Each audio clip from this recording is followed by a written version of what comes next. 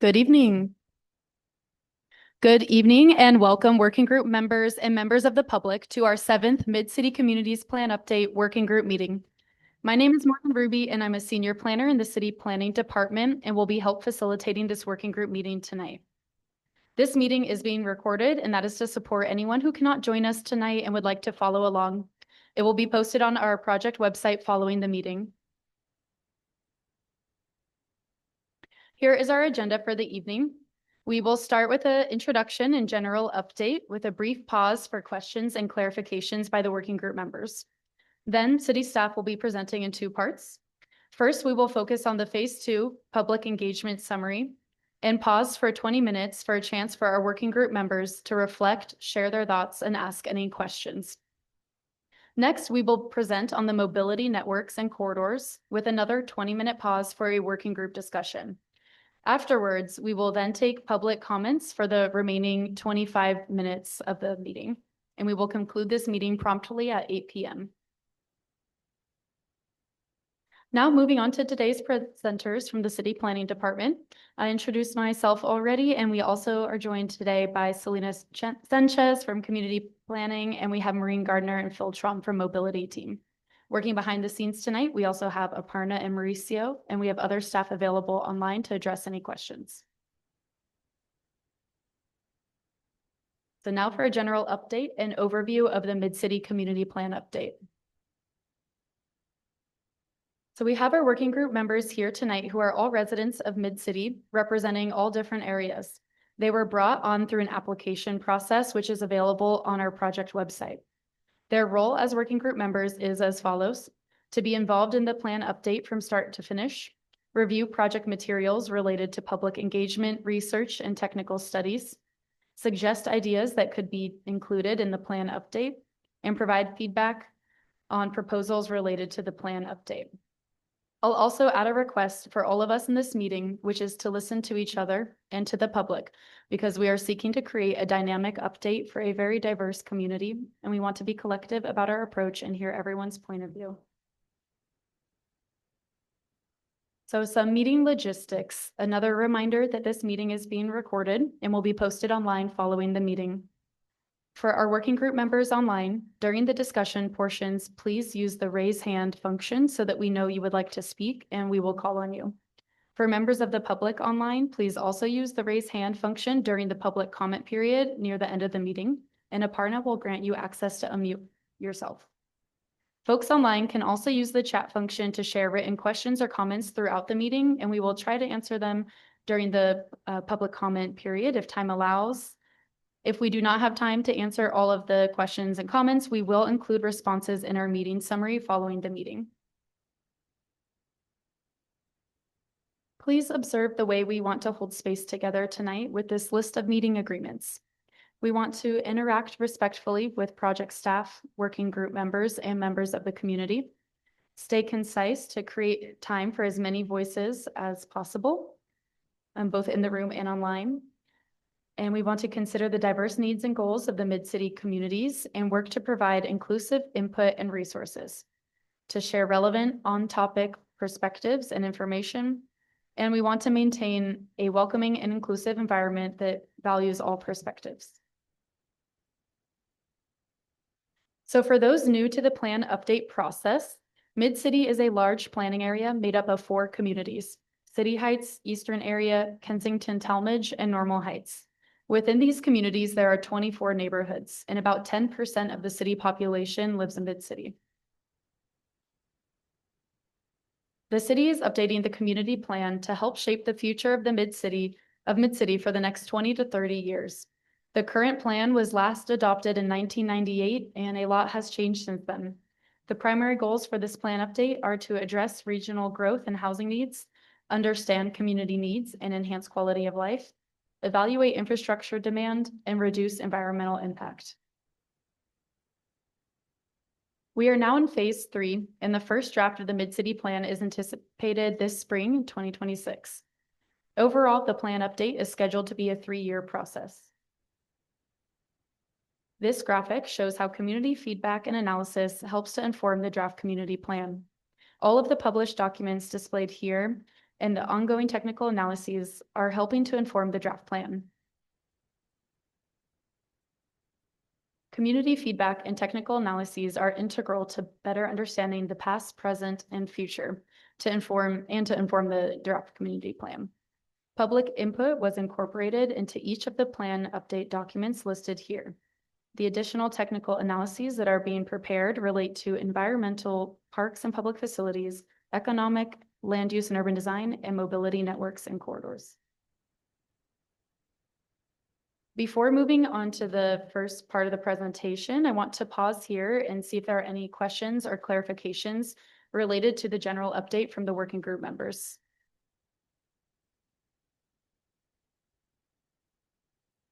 I'm seeing none in person. Aparna, do any working group members have any questions or clarifications online? I do not see any hands up, but there are a few working group members that are attending virtually. Anyone out here who wish to speak, feel free to unmute yourself, please.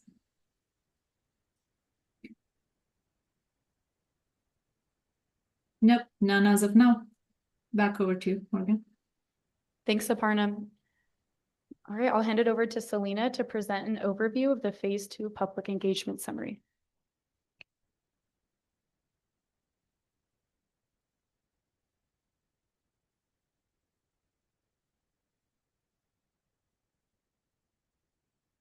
The Phase 2 Public Engagement Summary for the Mid-City Communities Plan Update summarizes the activities conducted and feedback heard from the community during the second year of the plan update process. The summary is divided into 4 chapters: background, what we did, what we heard, and what's next. In addition, we released 10 attachments that you can visit for more detailed information on the types of feedback collected. We have an attachment on working group member feedback and responses, another on working group public comments, followed by draft ideas report public comment form, office hours feedback, community emails, community planning group meeting comments, community letters, postcards, pop-up feedback, and lastly, Atlas feedback and responses. We do want to highlight attachment 1. We responded to all 239 working group member comments provided during working group meetings, submitted through the public comment form, letters, and emails. If there's anything you've elevated and wanted additional information on, you can find our responses in attachment 1. So what did we do? We had over 670 people provide over 1,000 comments through 13 events, including 3 working group meetings, 4 planning group meetings, 5 office hours, 1 pop-up, and we received 224 postcards, 281 letters and emails, and 84 comments through our public comment form. We held these activities all across Mid-City. Most of the community feedback was incorporated into the final draft of the Mid-City Atlas, which received 322 comments, and the historic context statement and survey, which received 135 comments. The draft Mid-City Ideas Report received 887 comments, which will inform the refinement of concepts and study areas that will help shape the first draft of the community plan. Moving on to what we heard. This slide shows the amount of comments we received per major theme, with land use and development receiving the most amount of comments. Now, to elevate key sub-themes related to history in place, residents emphasize protecting historic buildings, districts, and express opposition towards the fragmentation of historic districts. The city did update the historic context statement and survey to reflect community feedback in October 2025. Residents suggested recognizing areas of cultural significance, such as Somali Town. The city will continue coordinating with stakeholders to define and support cultural districts. Moving on to sub-themes related to sustainability, equity, and climate resilience. Community members want air quality and noise adjacent to freeways to be mitigated. The city is evaluating policies to partner with Caltrans to add landscaping along freeways. Residents are interested in expanding tree coverage and shade in public spaces. The city will continue to develop urban forestry concepts and explore policies that support this interest. Communities highlighted housing affordability and displacement concerns. The city is looking to update its inclusionary housing regulations to help balance the need for affordable housing and overall affordable housing production in a manner that affirmatively furthers fair housing while minimizing displacement through enforcement of tenant protection, condominium conversion, and dwelling unit protection ordinances. Residents want better connections across neighborhoods, especially where freeways and barriers divide communities. The city is exploring freeway lids, microtransit, and micromobility options, and improved street networks to enhance access across neighborhoods. Community members emphasize concerns over emergency preparedness, flood mitigation, and fire risk. The city is considering policies focused on resilience, green infrastructure, and sustainability measures.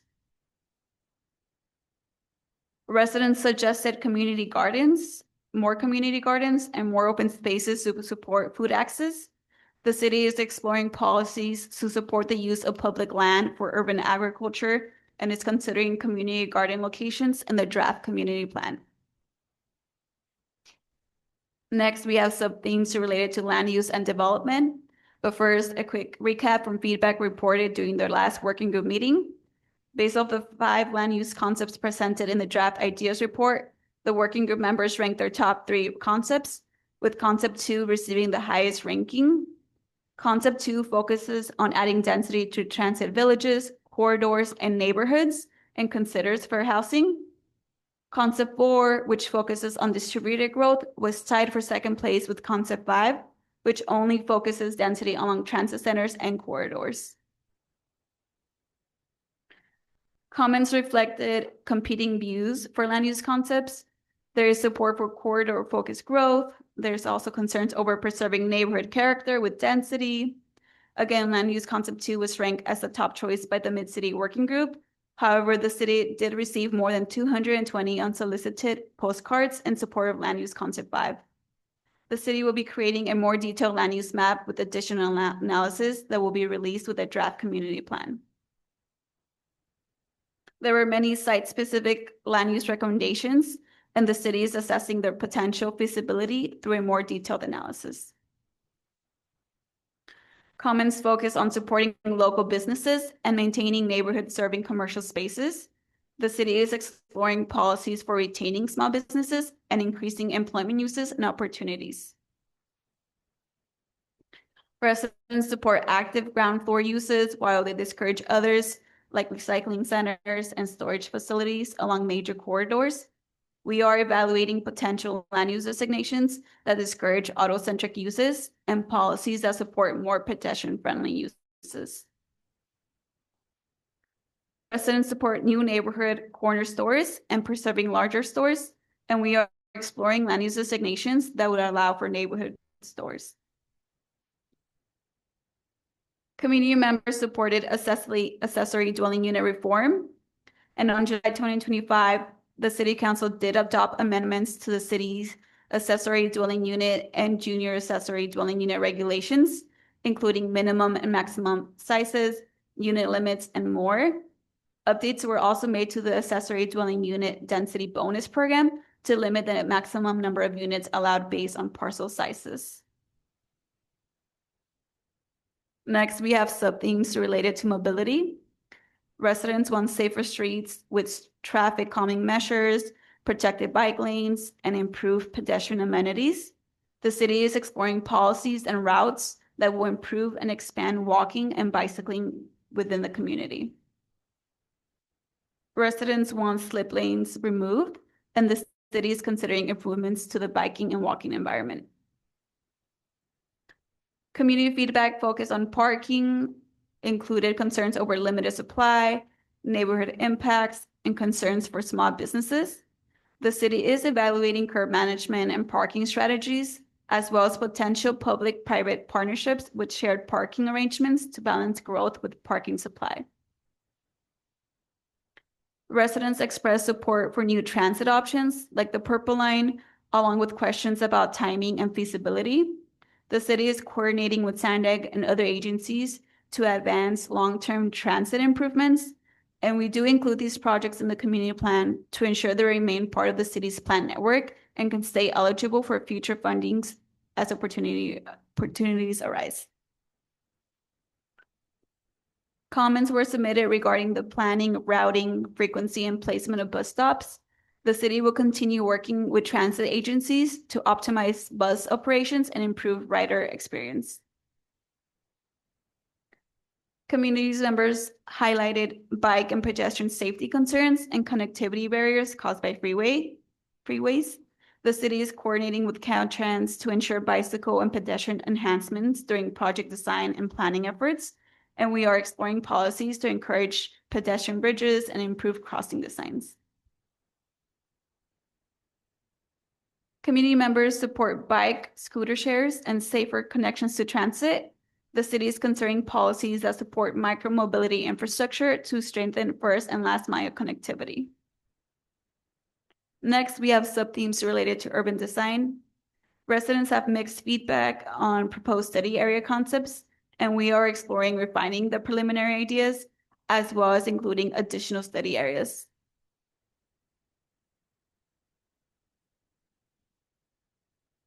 Community members, one second.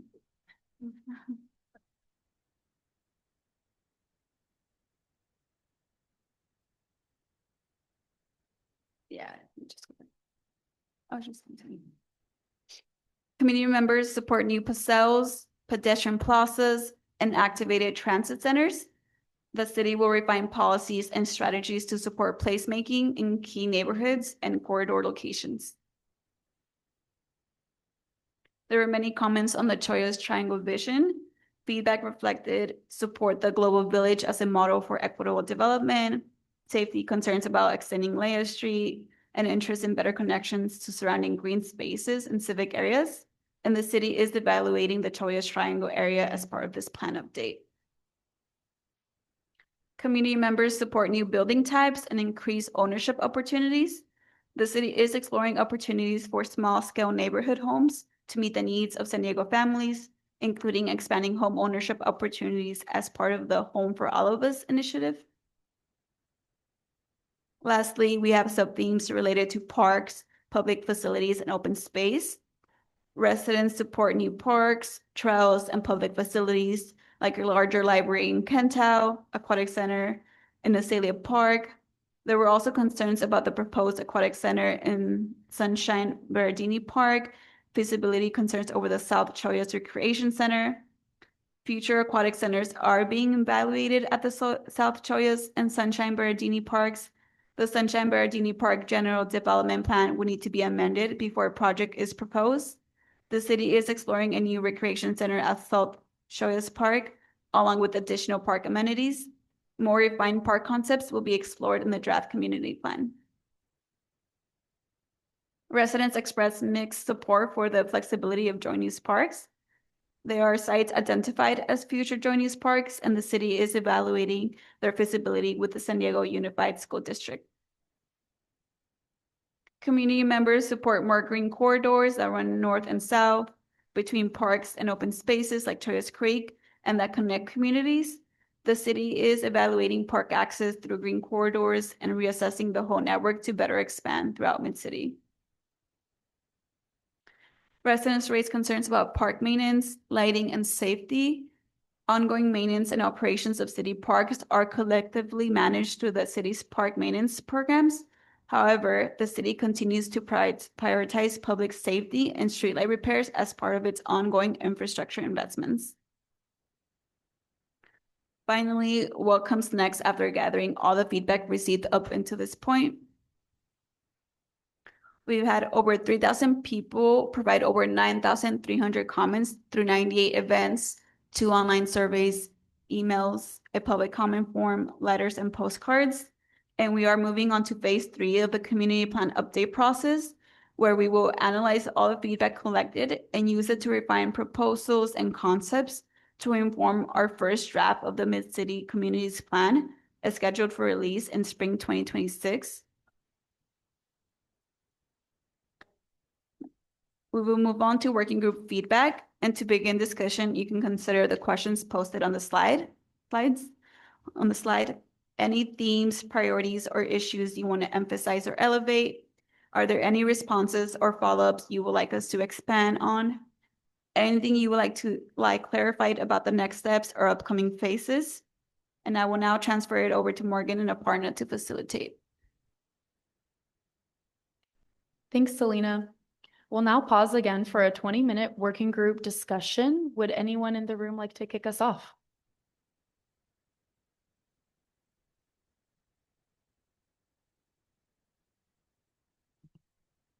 And this is related to the phase 2 public engagement summary, and the next section will be on mobility. Really quick, I did forget to mention where the restrooms are for everyone in person, both working group members and the public. Down this hallway to everyone's left, and then to make a left, there is the men's restroom, and then you have to walk pretty far down another hallway and make a right for the women's restroom. We added some additional wayfinding signage. But now back to the working group discussion. Would anyone like to make a comment on the public engagement summary? Yes, I see you have your hand up, Thomas. This is Thomas Aristide from Normal Heights. I wanted to make a clarification that at one of the last meetings, I provided some input about financing of the potential park deck over the I-15. I had intended to suggest the possibility of using an enhanced infrastructure finance district as a way to potentially make that come to fruition, as many working group members and members of the public mentioned that there would be challenges, as there have been in the past, to fund that project.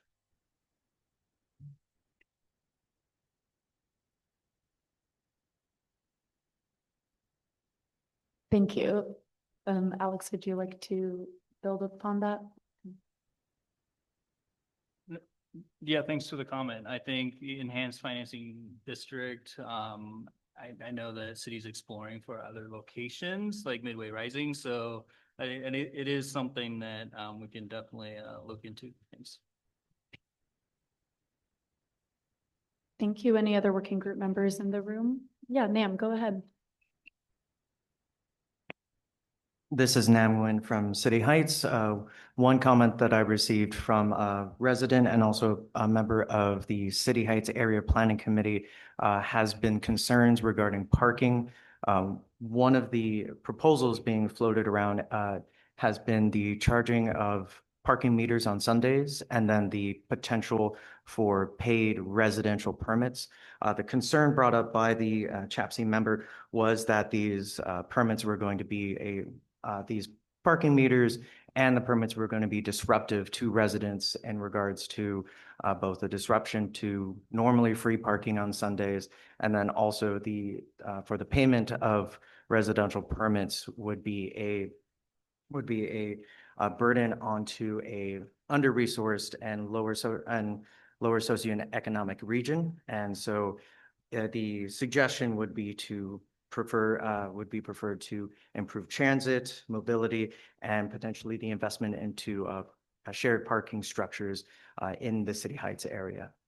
Thank you. Thank you for your comment.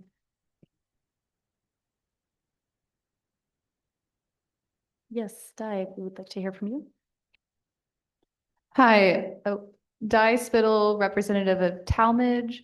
And as we were talking about public engagement for parks and open spaces, we touched a little bit on this, like the public engagement summary today. And I just want to emphasize that there's a lot of really great and productive community groups and nonprofit organizations doing nature conservation and are very knowledgeable. They're in the canyons a lot, specifically a nonprofit organization called Canyonlands in City Heights. And I think if we're talking about developing these areas or planting different native plants to mitigate floods, et cetera, we need to make sure that we're talking to the people who are currently actually in the canyons and doing a lot of really cool work. And just trying to make sure that those voices are heard, I think is really important. Great, thank you. Yes, go ahead, Paul. Thank you. Paul Smith, El Cerrito, which is part of the eastern area. I've got a couple things. The first one is for the different land concepts that I know that we prioritized, the 2, 4, and 5. I believe we brought this up last meeting with the passing of SB 79. Are those going to be reevaluated for the impacts of that particular? I know it's a way out before it would be enforced, but.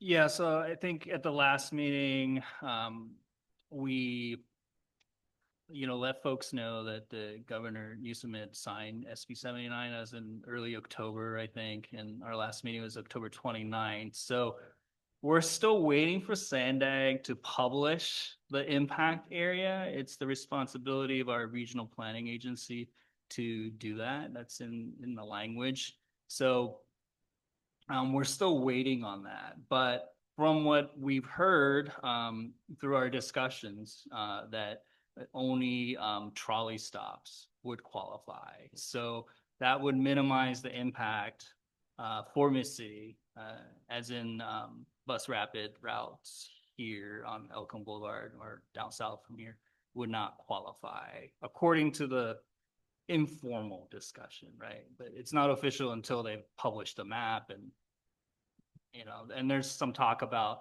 pushing back the implementation at the state level. So there's still a lot of discussion happening. Yeah. Thanks. The second part is more to elevate something, and I think somebody will talk about this later on in public comment. But specifically, the kind of the Mid-City Atlas didn't identify the College Rolando Library as being part of service area for Mid-City. El Cerrito, which I represent, is actually unique in the sense that it's in both community plan groups, the college and this one, and that library effectively serves about 50% of the people that it served in their service area reside in eastern area. We just like to be added, called out as being a resource. It is one.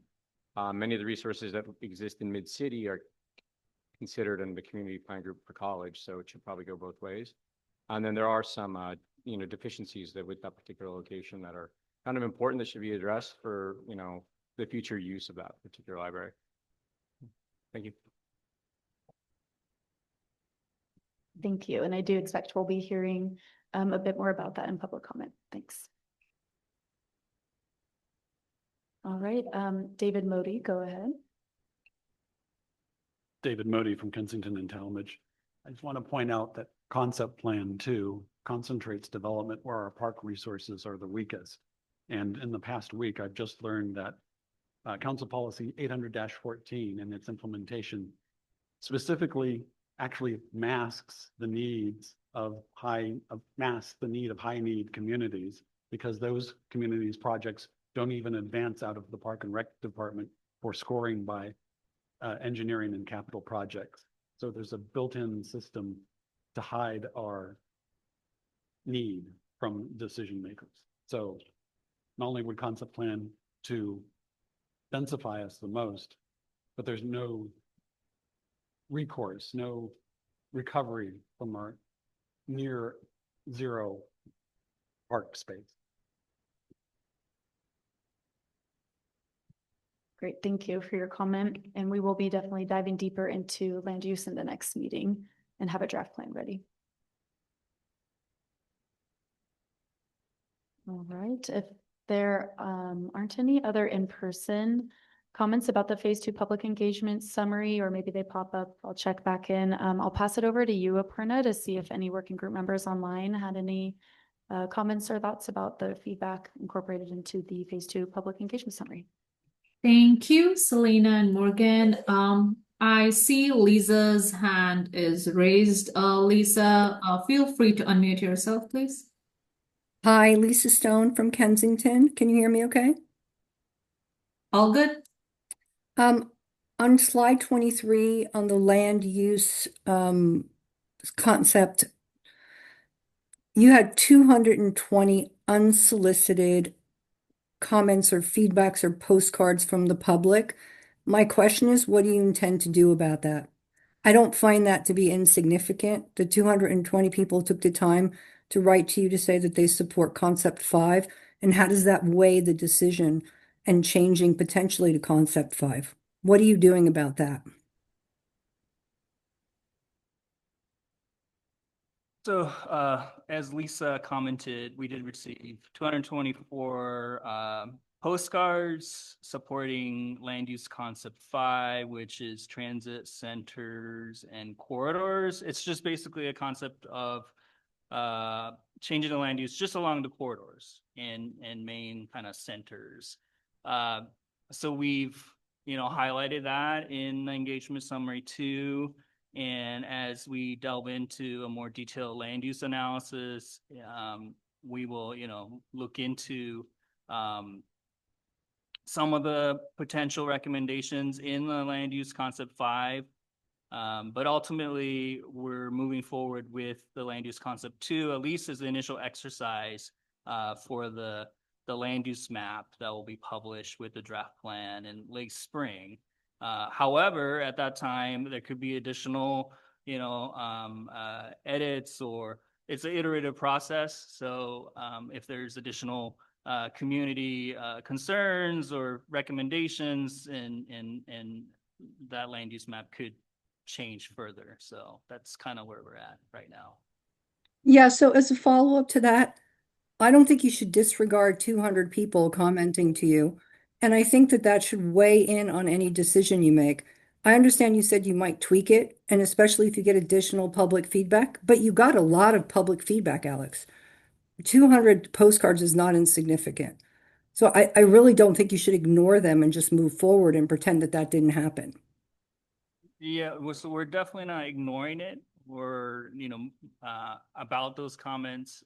And I will predict that as soon as we release the draft plan and the plan land uses, we are going to get hundreds and hundreds of more feedback. So, all of that will be incorporated into how we proceed, through the plan update process. Thanks. Thank you, Lisa. Eric, I see your hand raised up next. Feel free to unmute yourself. Hi, everybody. This is Eric Kelly, calling in remote. Sorry, I'm on PTO this week. But I am a working group member from the neighborhood of El Cerrito. Thanks for having me here. I had a couple of things I wanted to bring up. The first thing I wanted to bring up is just kind of my input on kind of the zoning for the mid-city area. I'm inclined just to let the free market kind of, dictate as much as possible. I know it can never be totally unrestricted, and that wouldn't be wise, but anytime well-meaning neighborhood groups try to restrict what landowners can do with their own property that they paid, their own hard-earned money for. There's a lot of negative consequences and unintended consequences from that. I think we've seen a lot of negative consequences from the previous 1998, plan update. And I think just kind of, I know there's a lot of people that want to keep things the same as much as possible, but frankly, we live in a large city. We need to accept that we need more density. We need to accept that we're going to grow, and we need to, allow people who own the property in this neighborhood to be able to do what they want with it. I think if we let the free market take its course without restricting it too much, you're going to see some really innovative land use concepts get put in, both by residents, by community groups, by private developers, and things we can't even picture yet. With the advent of self-driving cars coming, with the advent of artificial intelligence here. I mean, I think trying to restrict what can be done now would really put our neighborhood at a huge disadvantage, both within the context of the other neighborhoods of San Diego, as well as within Southern California and nationally and even globally too. We have this neighborhood has so much going for it, just in diversity um, and the people who live here, that I think we just need to let the people who live here and particularly the people that, own property, um, be able to innovate, and I think that's what brings costs down as far as housing, and all the other inputs that have been rising. I mean, from my point of view, rising costs in San Diego and nationally are largely due to government intervention more than anything else. So that's just my take, and that's just my input. The other thing is, I really don't like the slide saying limiting auto-centric use. 3 with one more on the way. We travel by minivan. From the very first meeting of this working group, the city's own numbers say that over 90% of our neighborhood gets around by car. So I would like more clarification on why, if over 90% of us are getting around by car, we're discussing limiting auto-centric use. And I love bikes and I love mass transit. I want them funded. I want traffic calming. I want to drive slow in my neighborhood to keep all my friends and neighbors safe. Um, but I am a little tired every time I, drive to church in La Mesa. It's so embarrassing that I have to slalom around potholes on University. And then as soon as I cross into the city of La Mesa, it's like perfect asphalt. I mean, I'm going to be honest, it's pretty embarrassing as a San Diego resident. So we need to be funding just basic street maintenance. We need to be, eliminating potholes, just keeping our pavement maintenance up. And I don't really, and we need enough parking for our small businesses. I don't really want to turn into neighborhoods that don't have parking that people won't come to because they know they won't find parking when they get there. So let's not do that to our small businesses. So, all right. So that's my 2 cents. Thank you. Oh, and I do want clarification on what you mean by limiting auto-centric uses on the major corridors.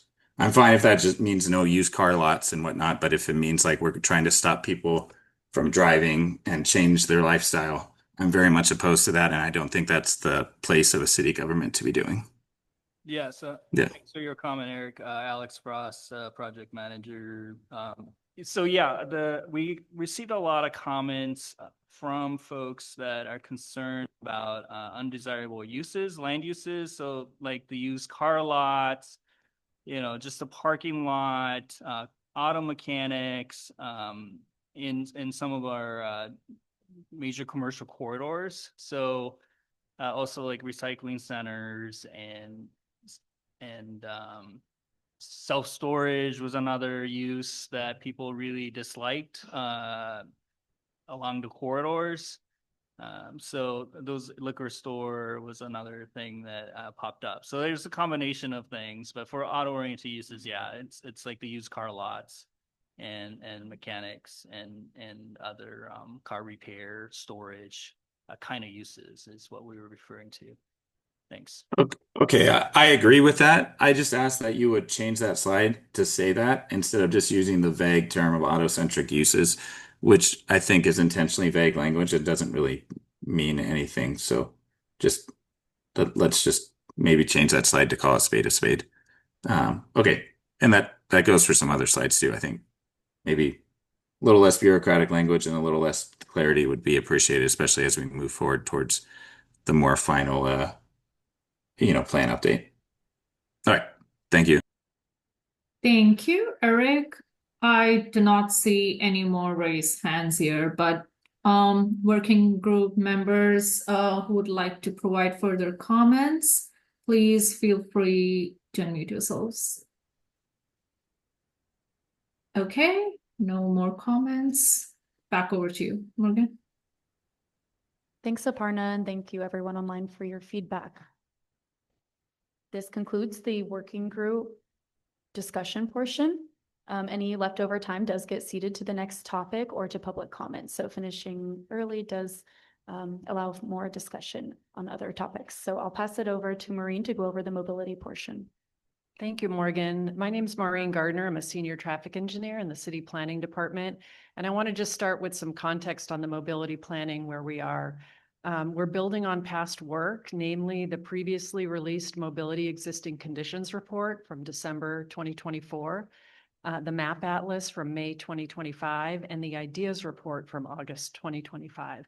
So we're taking that information and what we heard from this working group and the public, and we're building draft recommended transportation networks and corridor concepts for inclusion in the community plan. So tonight we'll be sharing the draft pedestrian and bicycle network maps and our corridor concept planning approach. This work and your input will feed into the following steps of corridor concept development and community-wide multimodal mobility analysis, which will be shared in the future. So I'll begin with describing our pedestrian route types. For context there, beginning in 2006, the city developed a pedestrian master plan to proactively identify needed pedestrian improvements. And as part of that effort, a citywide framework was developed, which included a pedestrian priority model, definitions for various pedestrian route types, and a menu of pedestrian treatments that may be appropriate on various pedestrian routes. So this was not intended to be a prescriptive formula for identifying pedestrian improvements, but to serve as a guide. Grant funding was available to study only the top 14 communities based on the priority model, and 3 of those communities are in Mid-City and were studied with the pedestrian master plan. So that information is being brought into the current mobility planning work. The intention was and is to bring that proactive pedestrian improvement planning into the program, into this community plan update. And as the city has implemented projects, we've continued to learn about effectiveness and cost of various treatments and are applying that knowledge to our planning work. So I want to start by defining the various pedestrian route types and basically, these help describe adjacent land uses and potentially appropriate pedestrian amenities and treatments. So the most intense route type we have are district sidewalks. So those are along streets that support heavy pedestrian levels in higher density, mixed use, concentrated areas. We have our corridor sidewalks that are along streets that support moderate pedestrian activity levels and are in moderate density business and shopping areas. Our connector sidewalks are along streets that have lower pedestrian levels, maybe institutional, industrial, and business areas. And our neighborhood sidewalks are all the other residential local streets in a community. We also include ancillary pedestrian facilities those are locations with pedestrian bridges, paseos, or multi-use paths. Next slide. So on the screen, which is a little difficult to see at this scale, is the the draft pedestrian network for the Mid-City Community Plan Update. Our districts and corridors you can see are the red and blue east-west corridors in the community, primarily east-west corridors. And that's along Adams Avenue, El Cajon Boulevard, and University Avenue, and a portion of Fairmount Avenue. And we have the red lines are the districts and the blue lines are the corridors. The green lines you see throughout the community, those are primarily classified streets that may have higher traffic volumes and speeds, but have lower pedestrian intensity adjacent land uses. And then again, some of the ancillary facilities to highlight are the SR 15 commuter bikeway along the I-15 and Choyes Creek multi-use path along Choyes Creek. Next slide. So I'm going to move into bicycle facility types. So bike facilities are infrastructure that are provided to make cycling safer, more comfortable, and more convenient. These range from completely separated paths to shared streets. And we classify bike facilities into these four main categories: Class 1 off-street paths that have little to no interaction with roadways, and Class 2 bicycle lanes, which are striped on road and may include striped buffers between vehicle travelways or parked vehicles on street.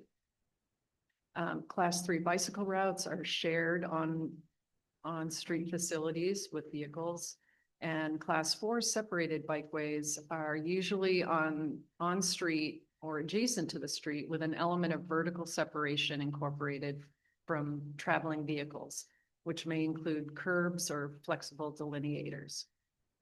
Class 4 facilities can be one-way or bidirectional. And those may include bicycle signal phasing based on specific conditions and design guidance. The next slide shows our draft planned bicycle network for the community plan update. And guidance that we use to draft these networks include NACTO and Caltrans design guidance, which has evolved quite a bit since our last bicycle master plan was developed. And those are primarily based on speed and traffic volumes on street. I'll just highlight that we've got a lot of recommended Class 4 facilities in these community plan area compared to what was in the previous bicycle master plan, as cycle tracks were really just kind of coming out when that was adopted. We've got Class 4 facilities proposed on Fairmount Avenue and 47th Street, Home Avenue, Federal Boulevard, College Grove Drive, and College Avenue, also portions of Euclid Avenue and University Avenue. And on Adams Avenue, we have proposed Class 3 facilities, shared bike route based on sensitivity to the demand for parking for those businesses. And the color coding on this map, should have explained that first. The Class 1 multi-use paths are highlighted in that yellow.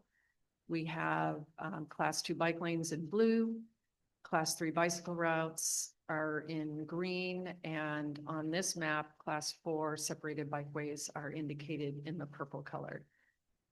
One more piece of information about the network map is that existing facilities are shown with a solid line, and proposed planned facilities are shown with dashed lines.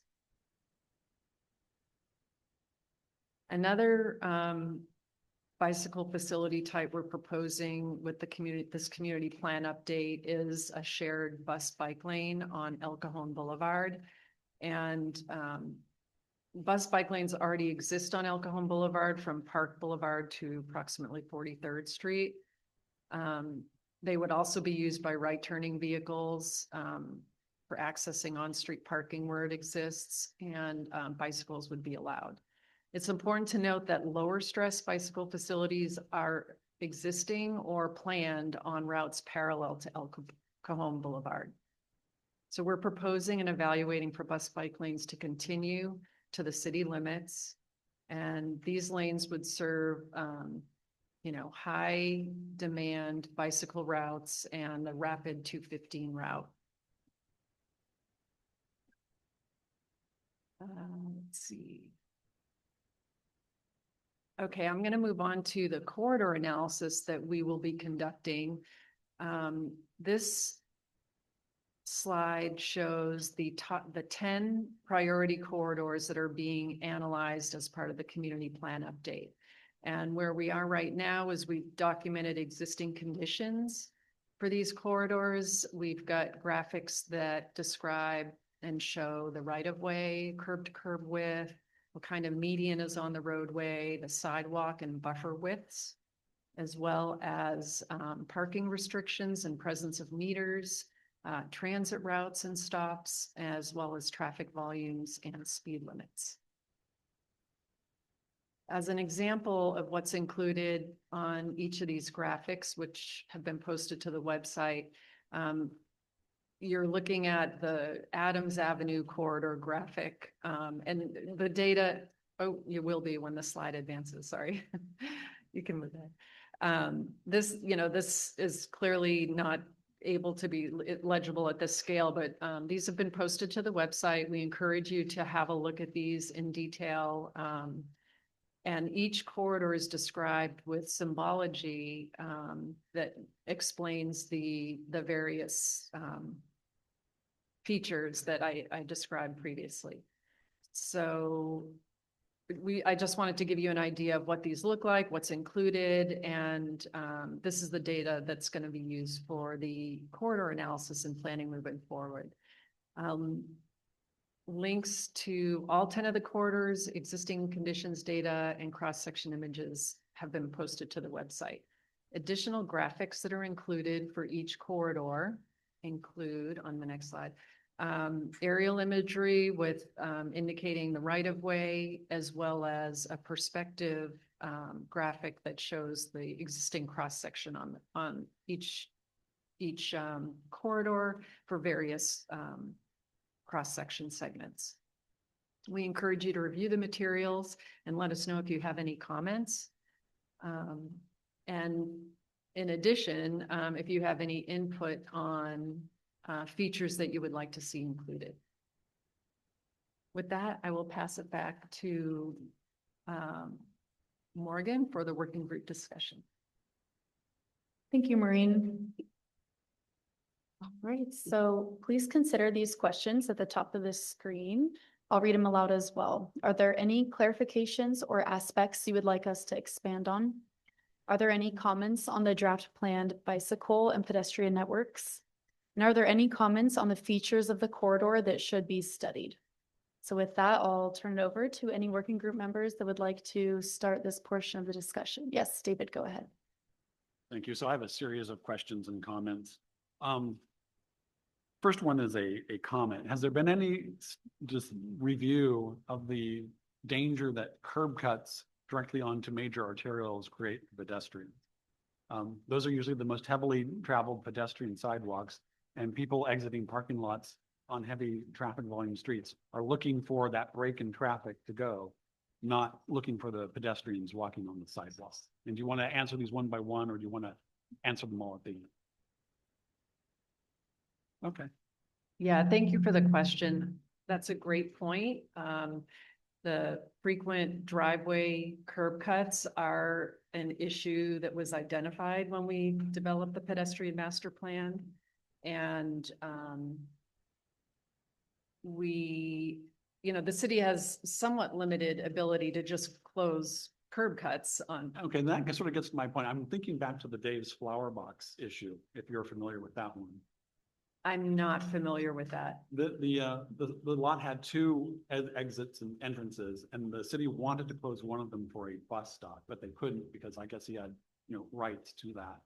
But is there any way of putting anything to the plan that say if you want to preserve a second exit, that you as a property owner have to show that that there's a need for it, rather than just saying, I won't give up my curb cut in the interest of public safety?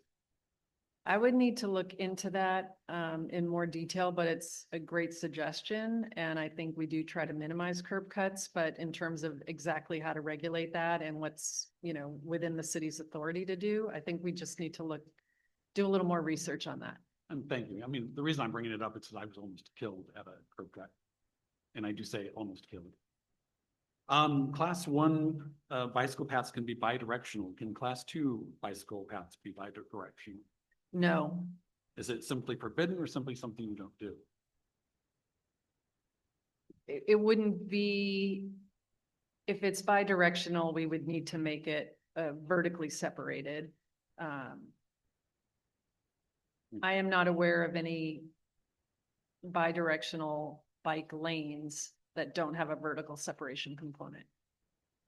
And my last question is, the corridor analysis on Adams Avenue through to Alding stopped at the top of Alding and didn't continue on the next 600 feet to Euclid Avenue.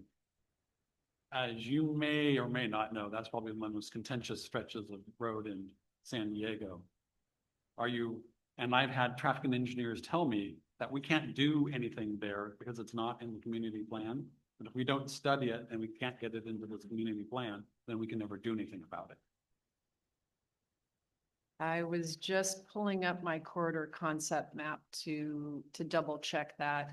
It does look like the Aldine corridor does continue up the hill further east past Fairmount, so. Yes, but that's not the part I'm talking about. Oh, sorry. If you could go to the slide, I could. Yeah, that's gonna be slide 62, Morgan. Yes. You had a close up on the Adams Avenue corridor analysis. That was actually better for this. Oh, Yes.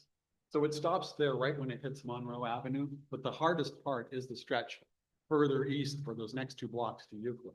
That is where all the problems are. you're correct. Yes, I observed that the other day, all the congestion that, Q spills back is from Euclid. And so some sort of intersection treatment is definitely, needs to be evaluated there. And that is a key intersection in the community plan update, even though it's not one of the corridors to be planned. So we will be looking at that.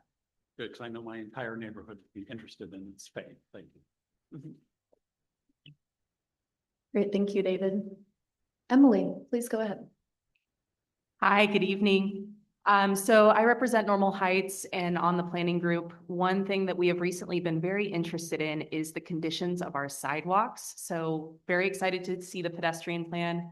One suggestion would be something as some sort of development or design standard in the community plan update to facilitate upgrading and setting aside funds for resolving curb and sidewalk issues. In Normal Heights alone, we had 388 locations that our community members logged for deficiency. And I think that's particularly important because you have your district corridor along Adams Avenue, but in order for all the residents of Normal Heights to get to Adams Avenue and walk there rather than drive, they need functioning sidewalks. So absolutely, we're very supportive of pedestrian improvements, but wanted to just voice that I think we would love to see those sidewalks improved and fixed in our neighborhood. One question and then one last comment. I wanted to clarify, what is the class 3 enhanced bike route versus the class 3? Great question. I meant to clarify that. So based on the latest guidance from NACDO,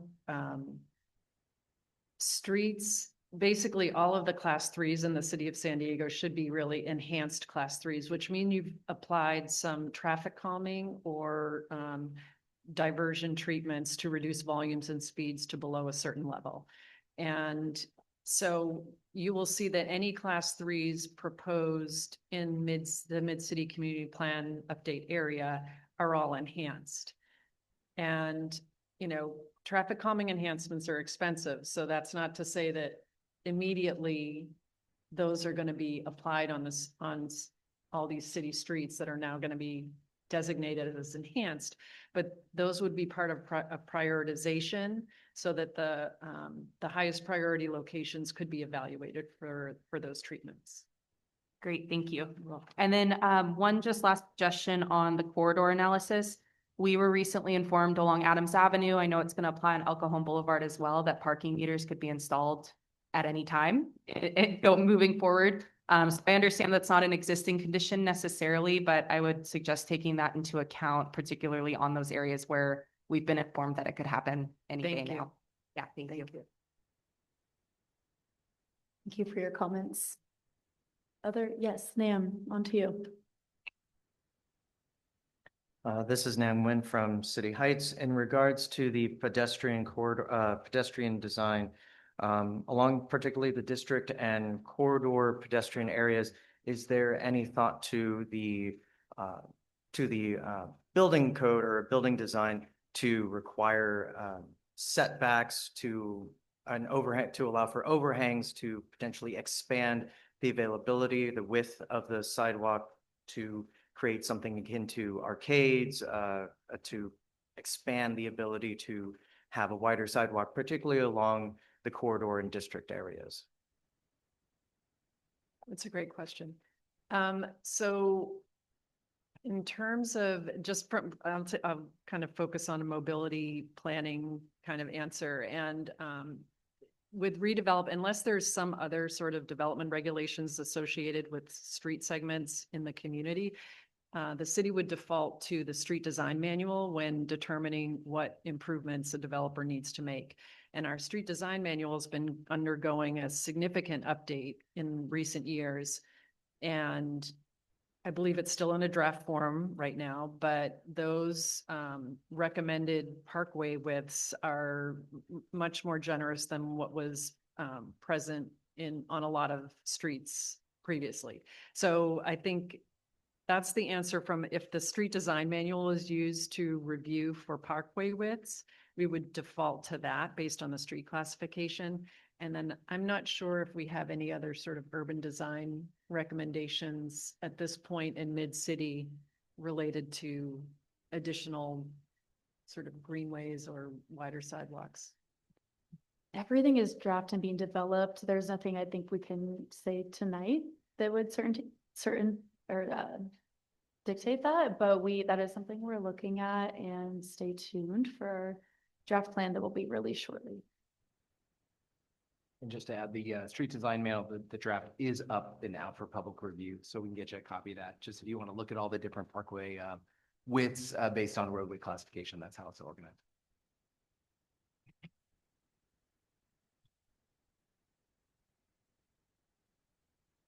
All right, thank you for your comments. Would anyone like to go next?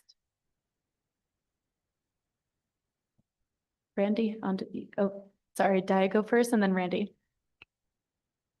Thank you so much. And first off, I would like to second David Modi's comments about the Aldine corridor from Talmadge Community Neighborhood. I would really like to see that full analysis of that corridor from Talmadge leading to Aldine, leading to Fairmount, and see just very specifically about the pathways and the multi-use bike paths, the class of bike path. I want to see the details of that because it is very important for the residents' safety. Also on page 29 of the corridor concept analysis, there is the Fairmount Avenue, Talmadge Canyon Road to Aldine cross section. There is a buffer on one side, which looks like the southbound side, but there is no compass, so I don't know for sure. But the northbound side doesn't look to have any buffer. So I just want to say that we need more than just a line on the street separating cyclists from high-speed traffic. I also support adding protected bike lanes on Adams Avenue, extending the bus-only lanes on El Cajon Boulevard to San Diego State University, implementing the bike boulevard on Monroe, and figuring out the north-south bike connection between Normal Heights and Kensington Talmadge into City Heights, potentially Euclid. The reason why I am saying all these comments centering around bike safety and just like encouraging the further exploration of protected bike lanes, specifically like class 4, is because when we have the number one concern when I talk to people about using alternative forms of transportation, such as cycling, safety is always the number one concern. So when we have more protected bike lanes, that equals more people feeling safe, which equals more bikes on the road, equals less cars being used, less greenhouse gas emission. And it's just a win-win-win for everyone, as well as just the residents' mental health is happier when you're in nature and not in a car sitting in traffic. So I just wanted to really emphasize those points. Thank you. On to you, Randy. Thank you, staff. Randy Torres Van Vleck, Community Working Group member. Appreciate the analysis that you all put together. I'm going to start with the things I'm most excited about in the mobility elements. I really appreciate that the plan includes class 4 bikeways on the Fairmount and 47th Street corridor. That's, I think, one of the most underserved corridors for the amount of pedestrian use, bicycle use as well. The amount of mixed use communities, the 13 bus, which is one of the most popular bus lines in the network. Most of Fairmount has bare minimum width sidewalks. I also would love to see pedestrian enhancements. Actually, before I go too deeply, would you mind clarifying and showing like the streetscape plans for the connector sidewalks. I'm curious what kind of features are included in the connector sidewalks.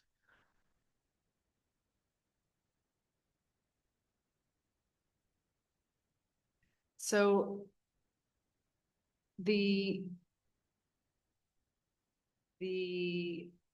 treatments and amenities appropriate for various route types is not really a prescriptive list. We have a whole table. There's probably about 20 to 30 different types of treatments and amenities.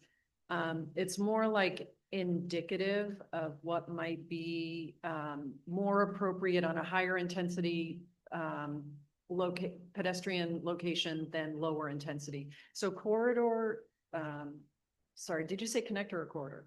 The connector. Connector. So connector locations are those which may have very low pedestrian activity, but they may have higher speeds and higher volume traffic. So it's still very important to provide safe, separated pedestrian facilities on those roadways. I think the actual parkway would be determined by the street classification in the new street design manual when that's adopted. Okay. And when you say low pedestrian traffic, is that relative to the mid-city community or on a citywide scale? I'm having a hard time believing that Fairmount Avenue between Whitman Street and Poplar is low pedestrian volume. I feel like that's a high pedestrian volume area. Yeah, I may need to by that. Yeah. look at that again. I know portions of Fairmount were district and portions were corridor, and the remainder that was primarily less intense, immediately adjacent land uses were the connector type. But we will certainly look at that again and make sure we got it right. Okay, and do the district sidewalks include tree-lined streets? Yes. Okay, I'd recommend extending the classification of the district sidewalks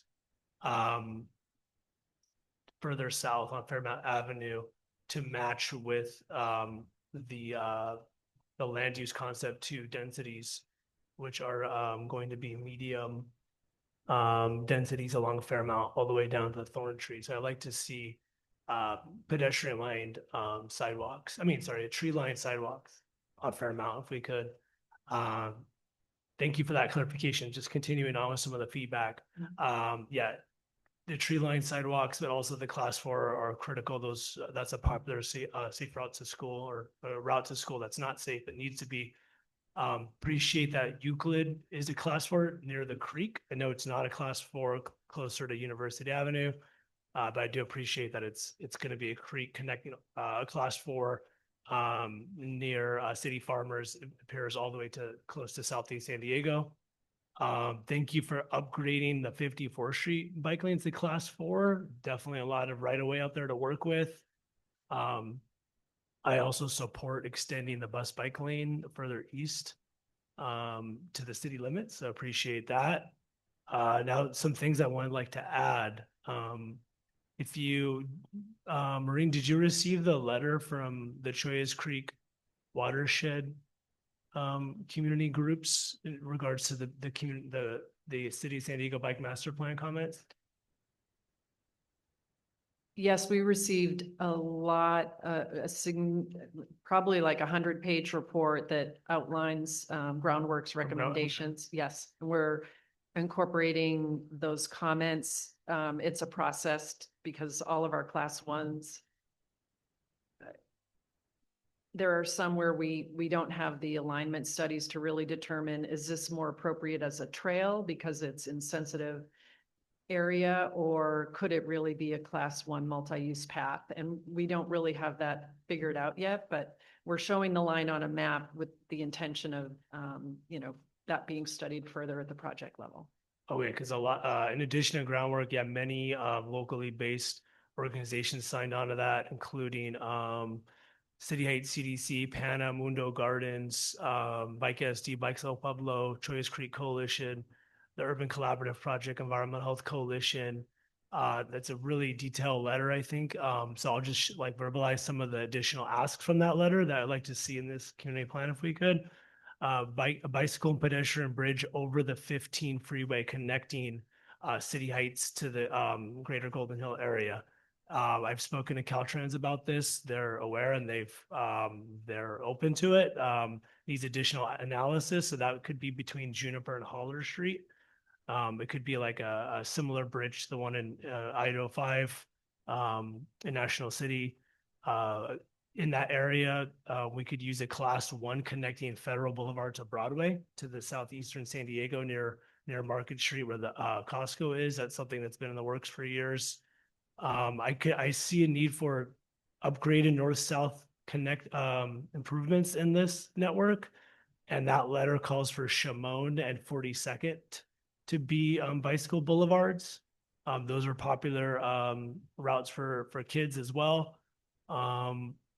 I support the class 4 bikeways on Adams Avenue, or ask that it be included. And then the one corridor that was missing, I appreciate the 10 corridors that I think has potential, is the popular Raylene Tulip Gateway corridor that connects from Fairmount all the way down to Home Avenue. A lot of people use that as a cut through to drive through, to bypass traffic on Fairmount. But it serves a lot of schools, neighborhoods, a lot of folks. I live on Manzanita, and a lot of folks bike through the Manzanita Gathering Place. So the Azalea Park Neighborhood Association supports roundabouts along that corridor.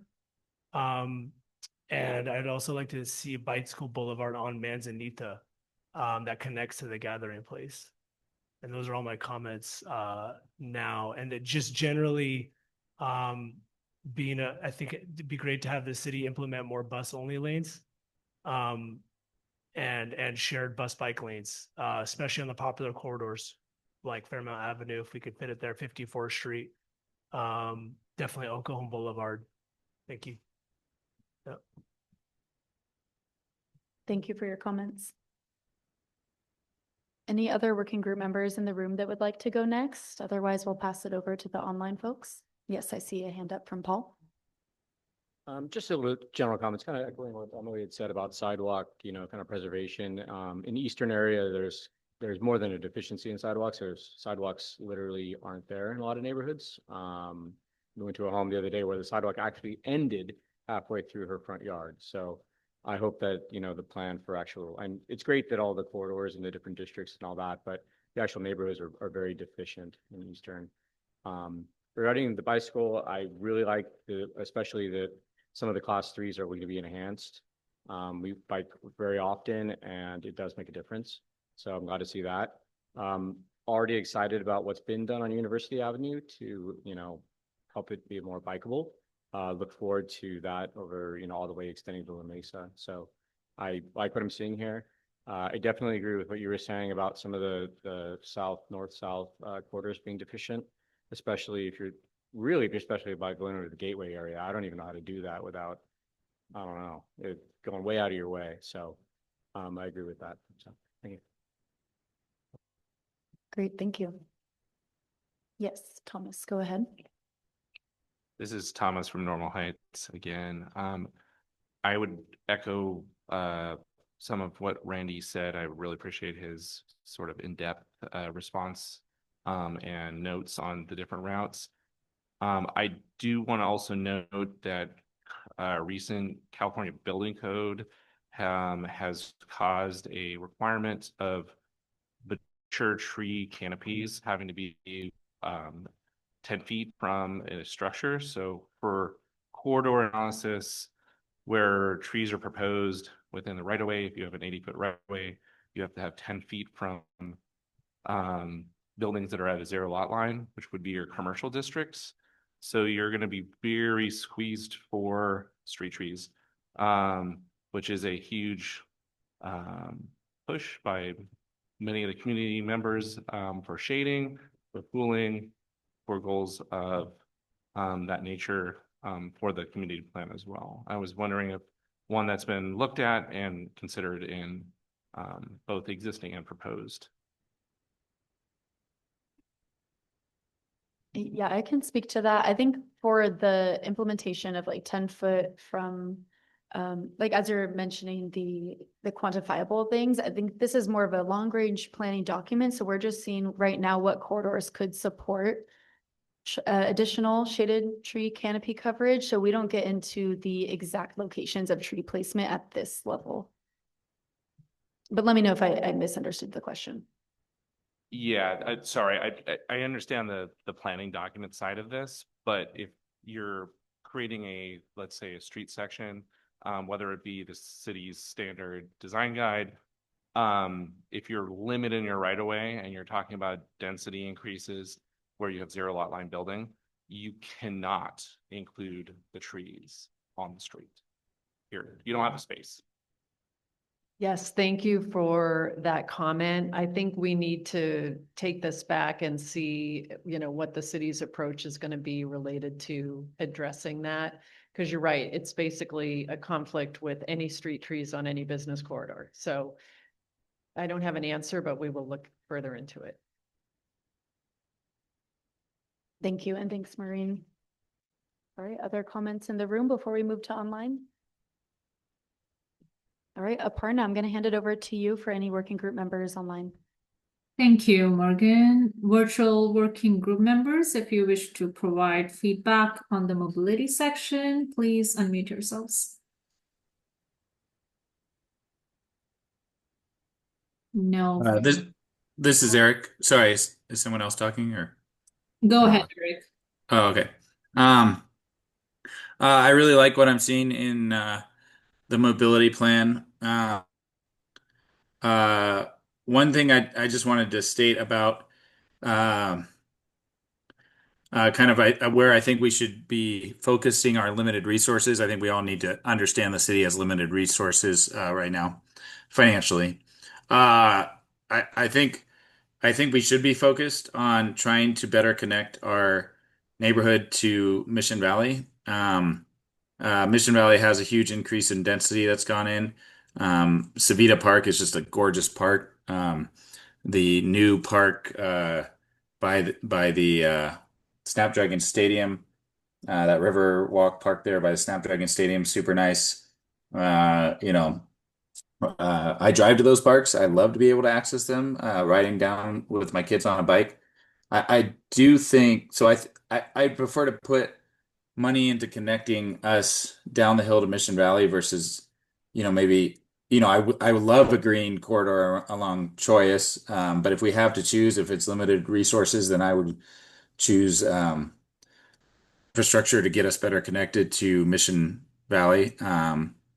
I do think that, and it just makes sense. It's connecting San Diego State to Mission Valley. It's connecting our neighborhood to Mission Valley and connecting our neighborhood to the Green Line, right? The Green Line trolley line, which then gets us to the beaches in downtown and Old Town and all that, or the Blue Line north. So I think one thing I think the city should do is recruit some SDSU professors to do a study to see how many people are even in shape to ride up those hills. Like, how many of us can actually ride a bike, physically ride a bike up Fairmont, ride a bike up Colwood? Those are steep streets. I'm 39, I'm in decent shape, and I would really struggle. I don't even know if I could do it. I know my kids couldn't. I know a lot of my neighbors couldn't. So before we put money into bike lanes that are too steep, that too many people can't do, and again, I'm open to be proven wrong if we do a study to show, a good amount of people can do it. But if it's going to be something where it's not equitable because only a really athletic bike rider could make their way up there, I think the city should look at, yes, putting those bike lanes in, but maybe putting a gondola. I know it's out of the box, but there's companies that, put in gondolas at ski resorts and stuff. I don't think it'd be that expensive because you're just putting in poles and you can, then you're up in the airspace crossing over everything, and you can put bike racks to hang the bikes on the gondolas, and you could get from, like, say, Grantville Station, which is right at the foot of, on the other side of the 8, on Fairmont, and you could get from there up the hill into City Heights. And I think there's some other corridors we could look at that. And I think it could really brand our mid city. Like, we could become known as the neighborhood with the awesome gondolas that are super fun to ride and have great views of San Diego while you're up there. And I don't know. I know it's out of the box, but I think we should include that as like an option. in our general plan. I can picture riding with my kids from my house down into those parks in Mission Valley, having a great time, maybe even riding to an event at Snapdragon. And then, well, we're too tired to make our way up the hill. Let's ride the gondola back. And maybe there's some businesses at the top gondola station where we go get some food or go get a drink or whatever. And it just becomes a thing where now Mission Valley and all the people down there are connected and coming up and spending money in our businesses, right? So, and vice versa. So I don't know, just an idea. But I'd like to see it included. Thank you, Eric. Any other working group members here who would like to comment? All right, that seems to be it. Back over to you. I just One want to respond to the last commenter. Thank you for those comments. And I think I saw something pop up in the chat as well related to the potential for e-bikes to be able to have a longer range and get up steeper grades than maybe most of us, certainly myself, could make up on a hill. And then in terms of connecting to Snapdragon Stadium and the San Diego State University Mission Valley campus, there is the Fenton Parkway extension over the San Diego River that I don't know exactly the construction schedule, but that's going to be constructed soon. Oh, somebody does know. Here you go. Yeah, construction starts this fall. Wonderful. And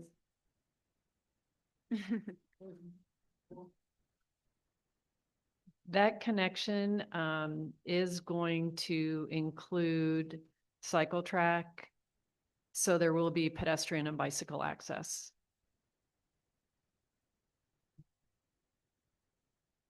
Thanks, Maureen. Oh, Brittany, did you have your hand up? Sorry if I missed you over my shoulder. Hello. Hi, everybody. I'm Brittany Paggiolo, City Heights. I just was making a comment that there's multiple e-bikes that have the range to make it up any hill. Speaking the classes, which you decide to purchase, class 1, 2, or 3. That's the only thing I wanted to say. Oh, and there's a 13 bus that goes up Fairmont. So I don't think, what was the word that was called? Yeah, like the sky, right? Yeah, I don't think gondola. I don't think those would be very necessary. Plus, I would assume those cost a lot of money. Yeah, so thank you everyone for hearing. Thanks, Brittany. Randy, you had another comment? Yeah, just a quick second on what Brittany said. I was going to say the same thing, that e-bikes make pretty much every hill flat in the region, but e-bikes are here to stay. They've been the technology's been coming a long way consistently for the last 10 years, and they continue to be more popular. So I love the abundant thinking of a gondola. I'd probably ride that down to SDFC, but we've got service level buses that are carrying a lot of people that need a lot of support in terms of infrastructure and experiences to ride transit with dignity, such as the 13 bus. And those protected bikeways will be used by people on e-bikes, just like the SR15 commuter bikeway has been. So that connection down at the bottom, I know that's slightly outside of Mid-City once you get down there, but the connection to Camino del Rio could use some enhancements, definitely. I wouldn't feel comfortable riding on my cargo e-bike with my toddler on Camino del Rio. So I'm going to avoid going to SCFC games until then. Thanks. With them, that is. I've biked there by myself, but not with them. All right, thank you. If there are no other working group member comments at this time, we can cede any remaining time over to public comment. No other working group comments. Thank you, Morgan. Thanks, Aparna. So this now concludes working group member discussion. We will now move on to public comment. And in order to stick to our meeting agreement of staying concise, respectful, and creating time for as many voices to contribute as possible, please be mindful of everyone speaking. So for people who are in person who would like to leave a public comment, you may start lining up at the podium to the left. For the first speaker, we have a representative from the Friends of the College Rolando Library, Jans Hintzman, who will start us off. For the people in the room, we have some handouts that we will start passing out, and I believe we have some handouts from City Heights CDC as well. So I will give a moment for papers to pass around and for people to line up.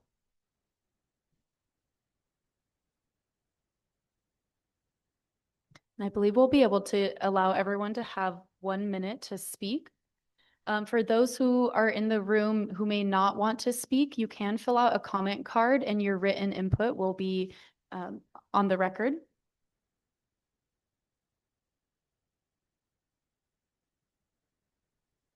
For people online, if you would like to offer a comment in the chat, you may do so and it will be documented. And for those who wish to voice their feedback or questions, please use the raise hand function and Aparna will grant you access to unmute yourself. We will take in-person speakers first and then move on to online speakers.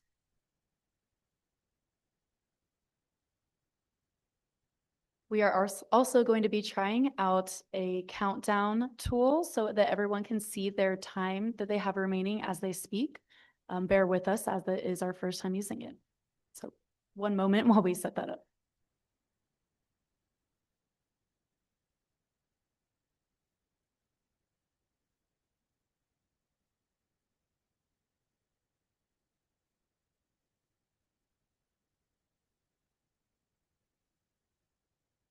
Jan, I'll turn it over to you. Oh, press the button now. Green button. Okay, thank you. I'm Jan Hinsman, president of the Friends of the College Rolando Library, and I'm here to hopefully emphasize the importance of libraries in the Mid-City Plan. And I refer you first to figure 8.2 from your atlas, this page, which shows you that the College Rolando Library is identified. I've highlighted it. It's a little blue square. And this is the only place that that library appears in the Mid-City Plan. However, that library, if you flip the page over, covers half of its attendance area is below El Cajon Boulevard in the Mid-City area. So when the only reference to the College Rolando Library is this little dot there. When library services are discussed in the atlas and in other documents, there is no mention of the College Rolando Library. And the College Rolando Library has a unique problem at this moment in that it is a large library. I did just want to let you know your time is up, Jan. Okay, well, you'll see me again. I promise. We look forward to that. Thank you. Hi there, Lindsay Riggs Rodriguez, resident of El Cerrito. A few things. One, to follow up on what Jan's saying, a lot of the infrastructure and support for the community that's in Rolando and El Cerrito does fall into the college area plan. So what I'm seeing here is a little bit of a desert in terms of planning for El Cerrito and Rolando, because I don't know if it's contingent on what's happening in the college area, but I'd like a little bit more thought put towards the area. Second, I think the big audacious goals are great, but our streets are horrible. We're missing sidewalks. Half the lights don't work. We've got to get a baseline of infrastructure to be able to support the community before we go and try and take on something really big. The third thing is one thing we missed in the college area plan. We rolled it in at the very end is quality of life. Explaining what quality of life is going to feel like, I think it's going to go really a long way. Absent of that, a vision's great, but this is all just numbers and data. So thank you. Thank you.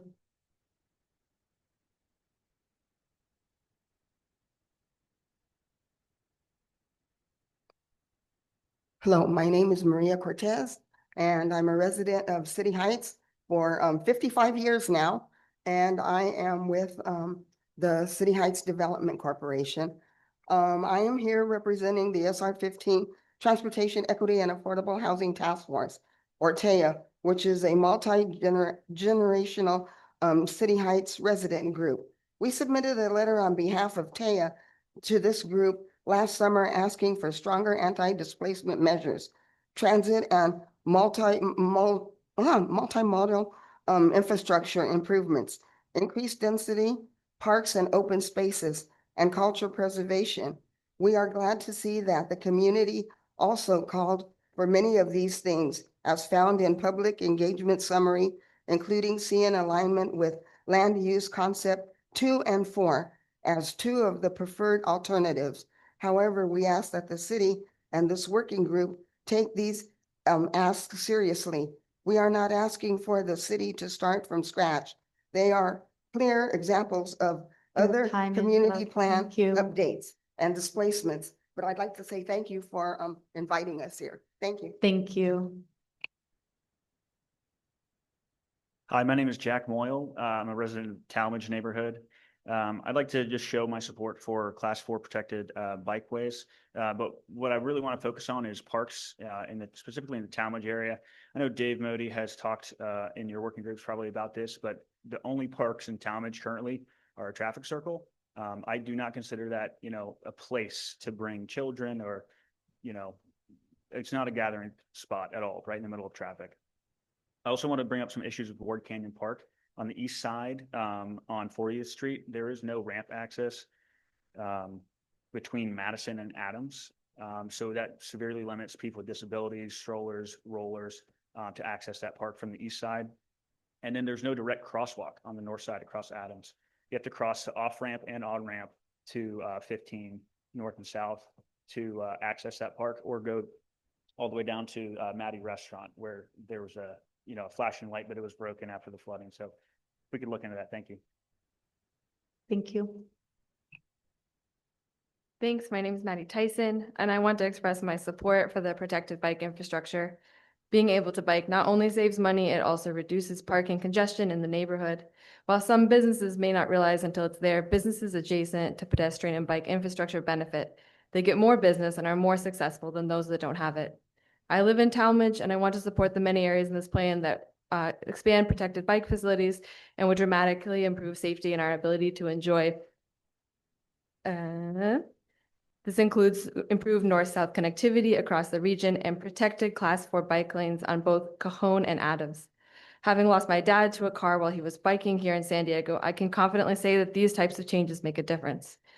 I want to support how improved north-south connectivity could help link places from City Heights to Cajon and then Adams Avenue.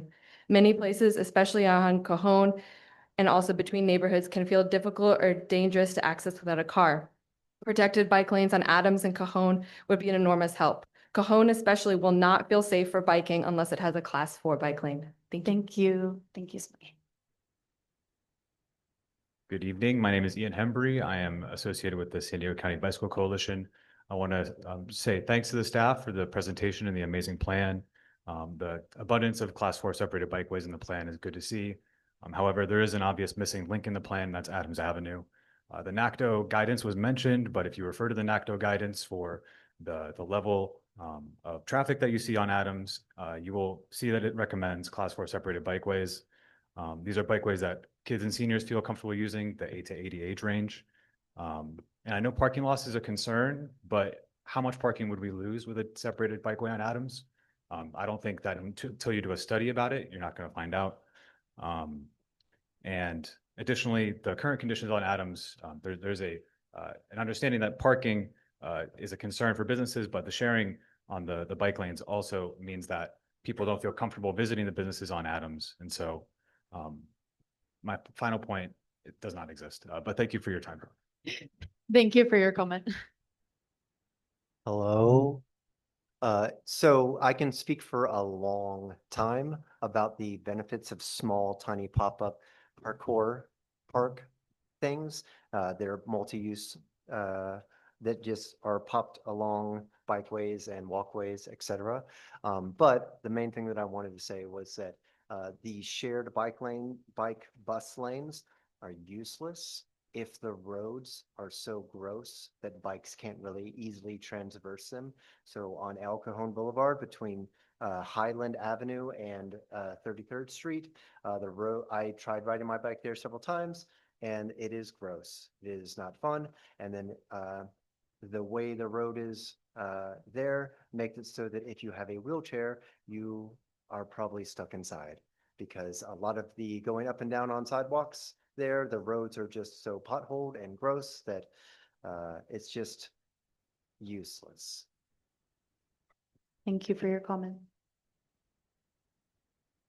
Hi, my name is Patty Vaccarello and I live in City Heights, just off of Euclid Avenue.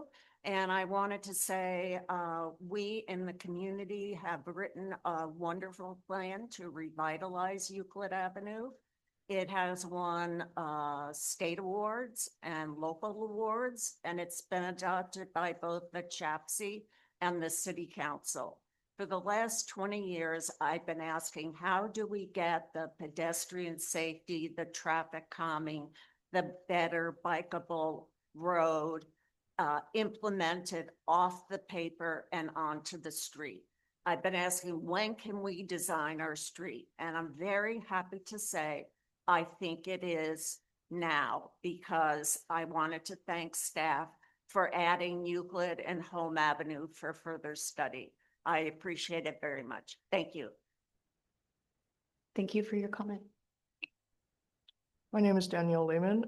I have a correction under the libraries element, and I have three park things and then a question at the end. So in your section on libraries, you called it the Kentowel Library. It's not. It's called the Kensington Normal Heights Library. And Normal Heights would like to have their own library at some point, and when they do, then you can call it the Kensington Talmadge Library. South Choice cannot accommodate a pool unless the operations yard moves, because there is no natural soil, and under the blank area, there's landfill there. You can't put a pool on landfill, but if you move the operations yard, you could put a pool there. Sunshine Berardini should not have a pool there because it's a floodplain. You want to put a pool down in the Webster area, put it up at Webster Elementary, where they have an issue with some lead ash that they need to dig out anyway, and that's at the top of the hill, not on a floodplain.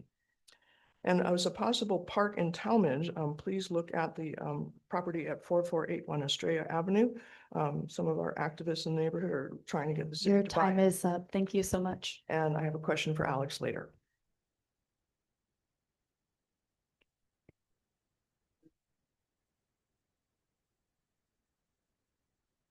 Hi there, I'm Paul Jameson. I live here in Kensington. I want to express my support for extending the bus-only lanes on El Cajon Boulevard to San Diego State, implementing the bike boulevard on Monroe, and then adding the protected bike lanes to Adams Avenue. The class 3 enhanced lanes, those are mostly on residential streets and have diversion treatments. I personally don't understand how they would work on Adams, and I don't think they would provide the needed safety for riders.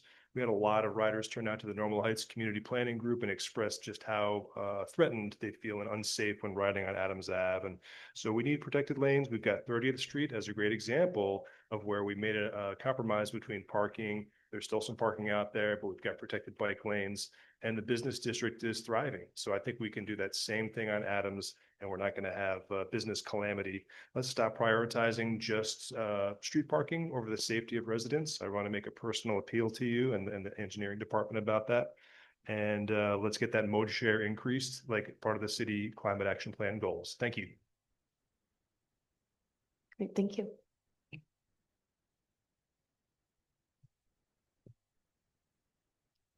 Hello, my name is Anthony. I live in Talmadge. While Talmadge is not, it's quite low density, I'm glad that I do live in an apartment that's in the region, because that allows me access to City Heights and all the great food and culture there, allows me access to the 215 Rapid. And because, it gives me the ability to live in this neighborhood that's so connected to the whole city without having, $1 million to buy a house in Talmadge. So I wish that more people would be able to have that possibility and opportunity as I have by having increased density, 3-story, 18-unit apartments. That's where I live, and, have a nice mixed, beautiful neighborhood of apartments, ADUs, duplexes, and all that all together. So that's what I wanted to share. Thank you. Great, thank you. Hello, I'm Brittany Paggiolo. I am a working group member, but I'm actually speaking for a over 30-year resident, Miss Toya White. She's in the back. She would like to speak about the lighting on 54th Street and El Cajon Boulevard. How it's pretty much a blind spot for bicyclists. Riding anything, scooters, skateboards, whatever may have you. If it's not a vehicle, you probably are gonna get hit on El Cajon Boulevard and 54th Street. So, thank you. Thanks, Brittany. Sorry, my name's Mike. I live in City Heights, get around by bike quite a bit. My wife and I take our son to daycare in Hillcrest, and we have what we feel is a pretty safe route there. No complaints really. There's some potholes, but we have a route that works for us. My main, not really a comment, but a question about how the bounds of different regions, how the planning works. I think it was Eric that made the comment about the gondola at the Mission Valley, which sounds great, but I'm sure will never happen. But just thinking about connecting this region to Mission Valley is a huge, interest of ours, especially with Snapdragon Stadium and the development that will happen with SDSU. So just, I'm curious how those boundaries, how the planning works for that. Hi, thank you for the question. And generally speaking, in the city planning department, we have staff teams that work on these various community plan updates. I was involved in the Mission Valley community plan update. So there's that level of adjacency and institutional knowledge that we pass on. But we do look at a buffer area around communities and are considering connections.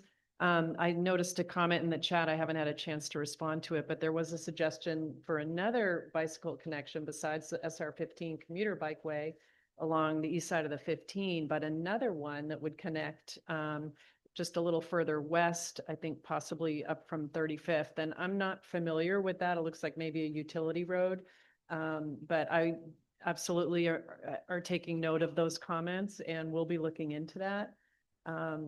But yeah, in general, when we do our mobility studies for any community plan update, we are looking at adjacent communities and connections to them for all modes. Thank you for your comment. If those are all the in-person public commenters at this time, Aparna, I'll turn it over to you to facilitate the online discussion and we'll keep managing the timer on our end. Thank you, Morgan. I see a few attendees who would like to share their thoughts. Vahan Hartuni, I saw your hand raised at the very beginning of the meeting. So let's start with you. I've granted you access. Please go ahead. Hello, can you hear me? All clear. Hello, my name is Vahan Hartuni. I'm a San Diego resident and I want to comment on two items. The first is completing the bus lanes on El Cajon Boulevard. City Heights is a neighborhood with the lowest number of car ownership in San Diego, and yet they are underserved because the bus lanes end at the YMCA. Like that to extend all the way to SDSU as was originally planned. The second item is bike lanes on Adams Avenue. I avoid riding my bike on that road because it is a sharrow where reckless drivers speed past within inches of me. It is an unsafe road for not only people on bikes, but even people who try to cross that street. I would frequent the establishments on Adams as often as I do North Park if it had bike lanes like we see on 30th. Despite the fear, uncertainty, and doubt some businesses try to spread about the bike lanes, North Park remains popular as ever. Thank you. Thank you, Mohan. Guthrie Leonard, I have granted you access. You may go next. Hi, this is Guthrie Leonard. I'm here with Ride SD, which is a local nonprofit that advocates for better public transit in San Diego. We're really excited about the bus lanes on El Cajon Boulevard. We really hope those can get extended all the way to SDSU. That'd be great. Considering this is a 30-year plan, I'd be interested to see if there's, a chance that we could have those bus lanes be center running instead of on the side, because honestly, if cars can use that as a right turn lane, it limits the functionality of a bus lane. And additionally, I know a lot of other people have mentioned this, but it's not super functional as a bike lane in that sense either. If someone can just pull into that lane, especially at an intersection where bicyclists are most at risk. So I'd just encourage you to consider that where we put the bus lanes, because this is a 30-year plan, right? So thank you very much. Thank you. Up next, we have Jim. Jim, feel free to provide your feedback.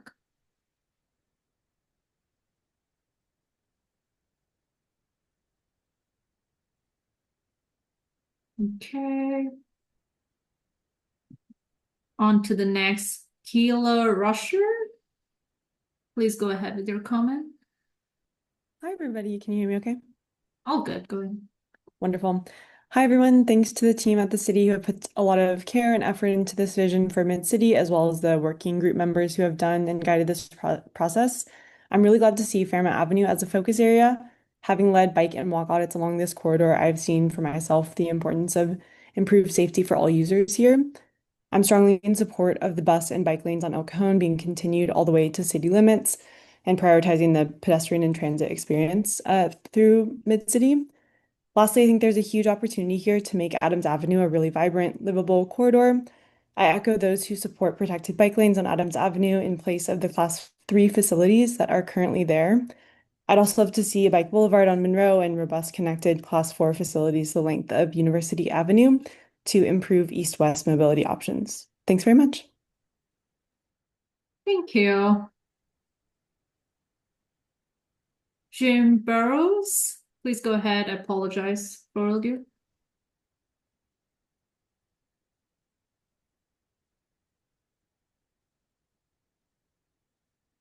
Jim, can you hear us?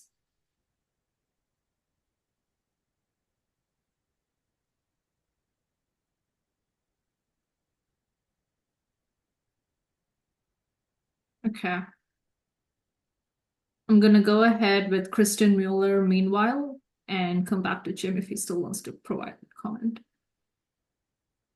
Kristen, please go ahead with your comment, please. Okay, can you hear me? Hi, this is Kristen Mueller, Normal Heights resident. Can you hear me? We can. Okay, thanks. So I just want to go back to the land use concept that was presented, concur with what Lisa brought up, which is that I feel like you can't ignore what so many community members actually want, which is the land use concept 5. Feel like it's being ignored. The plan even recognizes that members wanted preserved character, are worried about overdevelopment with density and lack of parking. So either both concepts 2 and 5 should be moved forward together, or you should stop and pause and get more feedback and clarification on moving forward with and not move forward with the concept 2. It would allow too much leeway for developers to overbuild in our areas, which are over 100 years old and do not have the support system for this. Thank you. Thank you so much. Keela Rusher, would you like to go next? I've granted you access. Oh, I'm sorry. I just didn't lower my hand. I've already spoken. Thank you. Thank you. Kesav Gupta, I think you're up next. Please go ahead. I first of all want to speak in very strong support of maximizing density in the Mid-City Community Plan update. Look, I'm a young person. I'm 17, guys. I'm a high schooler, and we need to create affordable homes for us in the future. I'm not paid for by a developer. I want to be able to live in San Diego when I grow up and when I move out of my parents' house.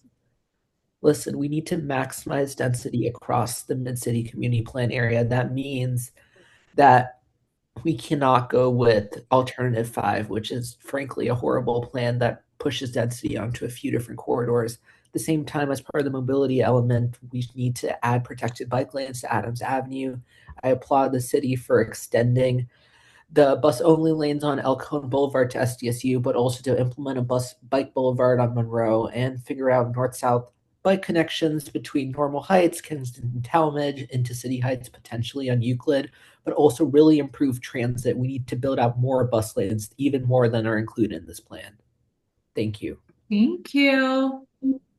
I see one more online public member who would like to comment. Zach, I've granted you access. Would you like to go ahead? Yeah, can you hear me? All good. Thank you. I always enjoy seeing the community plans. I'm very happy to see how many protected bike facilities are in the current plan. And I'd like to echo other commenters in saying that it would be nice to see a protected bike lane on Adams as well. And it's generally, I feel that bike facilities are not complete until you would feel comfortable sending your own child on a ride on it. And a lot of our bike facilities don't quite pass that test. I'd also like to see protected bike routes on El Cajon, sharing a lane with a bus and with cars moving into the right-hand turn lane. It's better than mixing it up with traffic as a whole, but it would still be even better to have a protected lane where you're separate from that unnerving experience. I'd also like to echo other commenters who are calling for the 215 bus only lane to be extended to SDSU and seeing more north-south connections added for pedestrians and cyclists, as well as mid-block crossings. Thank you. Thank you so much. Jim, would you still like to speak? If you're having audio issues, please provide your comment on the chat box, but I've granted you access.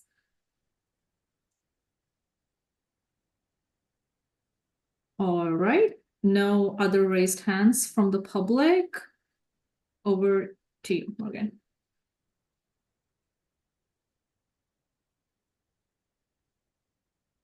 Thanks, Aparna. So this would conclude public comment period. Thank you for your contributions and your thoughts. If we did not have time to get to your comments today, for people in person, you can fill out a public comment card at the back of the room and it will be equally part of the public record. For folks online, specifically, I know there was one member who had audio issues or microphone issues. If you put your comment in the chat, that will also be considered as part of the public record. For anyone else, you can also send us a direct email. We'll have our email on the next screen. But in the name of time, we do need to move on. And now we'll go over the next steps of the Mid-City Community Plan update. All right, so we just wanted to go over upcoming events and how you can stay involved. So you can always visit our project website, planmidcity.org, and sign up for updates. We'll send out e-blasts, and anyone who has signed up will receive those. We also continuously post recently released documents as well as upcoming engagement. So speaking of upcoming engagement, there are several opportunities you can participate in. First, we'll be going to the mobility board as an informational item on March 4th at 4 p.m. We will be hosting our second Planning Commission workshop, again, another informational item, and that's on March 19th, 9 a.m. We'll also be going to the Parks and Recreation Board as an information item the same day as Planning Commission, so March 19th in the afternoon at 2 p.m. And we do have a series of open houses coming up that will focus on mobility concepts. So we should have a bit more information than we did tonight at this time, and those will be 3 consecutive nights in different areas. So first, we'll be at the City Heights Library in the upstairs community room from 5 to 7, Monday, March 23rd. The next night, we'll be at the Teen Challenge Center, March 24th. That's a Tuesday. And then that Wednesday on March 25th, we'll be at the Normal Heights, not library, that's just a recreation center, the Community Development Center on Holly Street. Again, 5 to 7. And then we will also be hosting some focus groups. Those will be deep dive sessions with pre-identified groups, and then some pop-up events coming up. The first one will be March 7th, Sports Day, hosted by City Heights CDC, and we'll have some more information about the bike network available that day. And again, you can always email us, send us additional comments, suggestions, or questions to planmidcity@sandiego.gov, and one of the staff on our community planning team will get back to you. So thank you, working group members, and thank you, members of the public, for joining us tonight for our 7th Mid-City Communities Plan Update Working Group meeting. And thank you for your thoughtful feedback. And thank you to our hosts here at the Kensington Community Church for letting us gather here tonight. You can stay tuned for the next working group meeting and future engagement opportunities. And this concludes our meeting. Thank you so much and have a good night.